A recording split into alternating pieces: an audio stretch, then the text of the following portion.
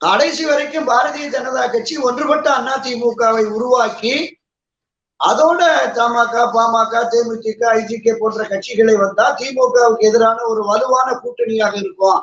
இந்த கூட்டணி என்பது ஒரு 15-20 தொகுதிகளிலாவது வெற்றி பெறவும் அப்படிங்கிற மாதிரியான அந்த எண்ண ஓட்டத்தில், அந்த கருத்தாக்கத்தின் அடிப்படையில கடைசி வரைக்கும் முயற்சித்தார்கள். ஆனால் திரு எடப்பாடி பழனிசாமி பிடிவாதமாக அந்த அணியில சேர மறுத்ததனுடைய விளைவாக 3 அணிகள், 4வதாக நாம் தமிழரும் வந்துருச்சு. ஒன்றுபட்ட அதிமுக இந்த கூட்டணி வலிமையாக திமுகவுக்கு எதிராக இருந்திருக்குமே என்றால் நிலைமை வேற மாதிரி இருந்திருக்கும். ஆனால் அத்தகைய நிலைமை இல்லாமல் திமுகவுக்கு எதிரான வாக்குகள் 3 பகுதிகளாக பிரிந்து செல்வதா, இதை தாண்டி சுயேட்சைகளும் எடுத்துருவாங்க 5000 10,000 ஓட்டு. எனவே இந்த வாக்கு சிதறுவதால் திமுகவிற்கு இந்த தேர்தலில் ஒரு சாதகமான அம்சம்